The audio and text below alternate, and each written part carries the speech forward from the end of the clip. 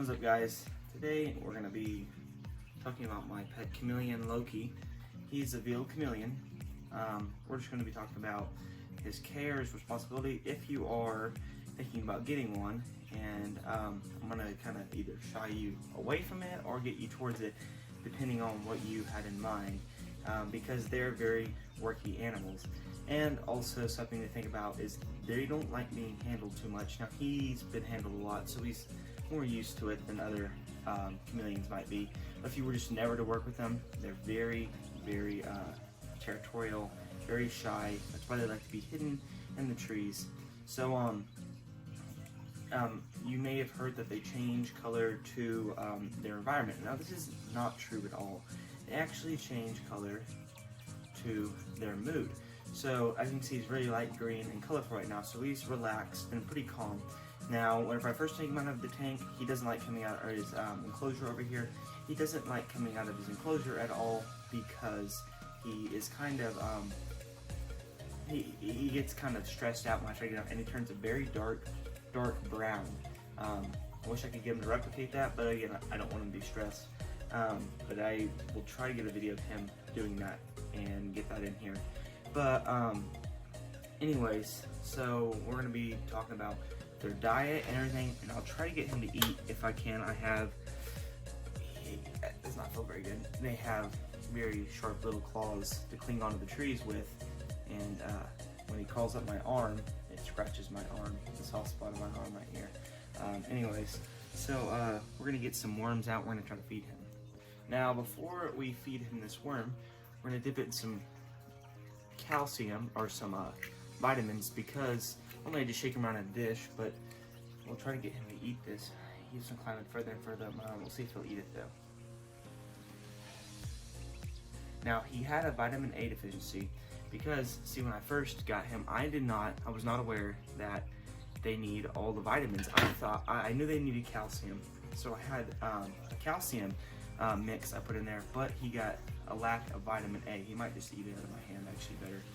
He had a lack of vitamin A, and whenever they get a lack of vitamin A, sometimes their eyes will bulge because they're very sensitive, and as you see, it's those very cool, they have monocular and biocular vision, I believe, I'm not for sure, but they can have both, so they can either focus on one thing, like my hand, like he's going to focus on my hand right here, or he's going to focus on two things, like maybe this worm and me, to make sure I'm not going to harm him.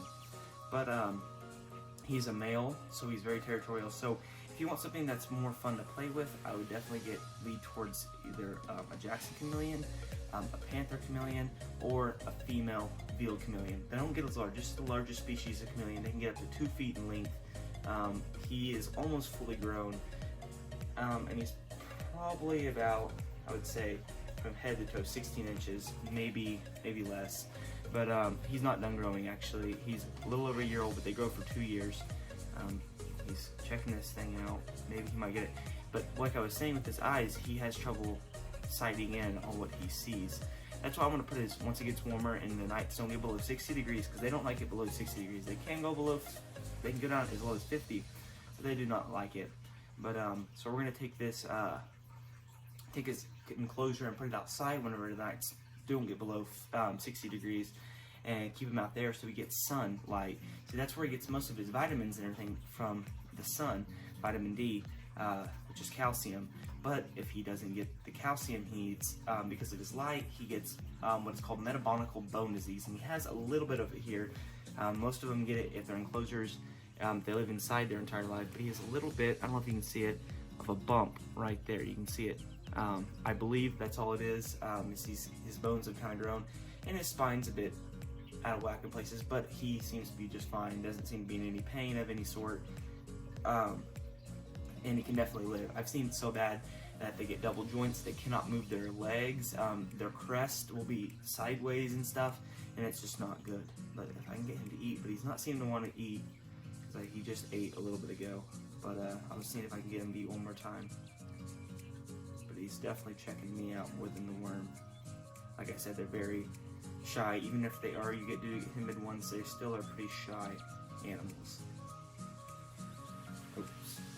Yeah, I don't think we're gonna get him to eat today, but I just wanted to show you guys him because he's definitely my coolest pet. I also have a bearded dragon, but we'll show him in a different video. And that's another thing. This guy, if you are just starting to own reptiles, I would definitely shy away from a chameleon.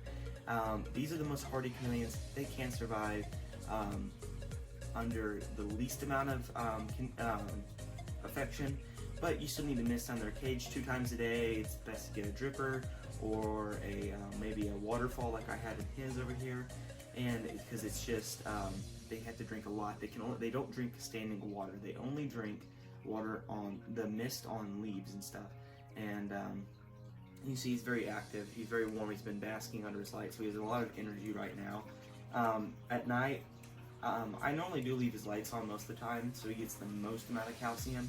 But at night, sometimes I turn off his light because they do enjoy some of the cooler temperatures at night. And he's kind of, it's kind of always the same inside my room. If I leave the lights all the time, he normally sleeps during the day and comes out at night and moves around because I hear him moving around at night while I'm trying to sleep. But they eat, like I showed you, super worms at an older age when they get big enough to eat these. Mealworms, they can eat crickets, dubia roaches, I believe is how you pronounce it. I don't feed those. Hornworms, which you can collect out of your garden. The only thing that you should shy away from it whenever getting animals out of, or bugs out of your garden is that they could have pesticides on them or something that could harm your animal. Here where I live, it's not, because I live out in the middle of nowhere, so I can go straight to my garden and get them out of my garden. If I find a hornworm or like my bearded dragon, he enjoys eating crickets and everything, but he also enjoys me getting June bugs that come out in June throughout the summer months, and they come out and he likes moths. I'll put them outside. He'll eat spiders. He'll eat pretty much anything that you put him out. I'll put him out on my patio. We have a retaining wall, and so he can't get out. So I'll put him out there when on the warmer days and sometimes throughout the night, and let him just eat whatever he wants and kind of roam free, have some roaming space. Along with him, I let him roam my room. I'll just put him right here. Let him roam my room, because he does enjoy doing that a lot. Most of the time he climbs up, I have a TV right here, and he climbs up the cords leading up to the TV. But anyways, this is a very cool pet. I would not recommend it for a beginner, like I said, but if you are thinking about getting more of an exotic animal, this is definitely the guy. But I would get a Jackson. If I could go back and change anything, I would get a Jackson Chameleon. The reason why I didn't get a Jackson Chameleon is because they don't get as large, and I wanted a large one. But nothing against him, I love him, but he is just aggressive, and it's hard to get him out sometimes. And Jackson Chameleons, they have the 3 horns. I'll show you a picture right here. Anyways, they are very, very docile. They like to be handled. They're very timid creatures. They come from Hawaii. This guy comes from, I believe, the Arabian Peninsula. I believe. I'm not for sure. It's maybe Saudi Arabia, somewhere in there. I'm not really in that area, and that's about it. I can't really think of anything else to say. I was just going to cover over this for you guys, and then maybe in the future do some update videos, and I'll just show you guys his enclosure real quick. Here's his enclosure. I have a bowl right here. This is just a bunch of crickets dumped. I dumped a bag of crickets in here the other day, and some of them were dead from the store. There's another one. I put his mealworms in. It has all his calcium in it, and he can also just lick it if he ever needs any. As you see, I have a tree in here. This is a real tree. I went out on my ranch and just cut down a small little tree and put it in here, and I wrapped it with artificial vines. These are made of cloth, so they kind of absorb the water, but I have some plastic ones that I missed for him. And there's his basking spot right up here. I leave it about, I'd say about 4 to 5 inches under light. If he doesn't want, he can move down here. He spends about 90% of his time right here, but sometimes he'll move down whenever it gets colder. It's probably about 90 degrees right here, and then he can move down to the base where it's a cooler 70 degrees if he ever gets too hot. About it for today's video. Thanks for watching. Please leave a comment if you have anything you want to know, or put them up real quick, or if you have any requests on future videos, But please subscribe if you haven't already. It would mean a lot to me because I put a lot of work into my videos, and it just is nice to see some sort of payoff. And anyways, thanks for watching.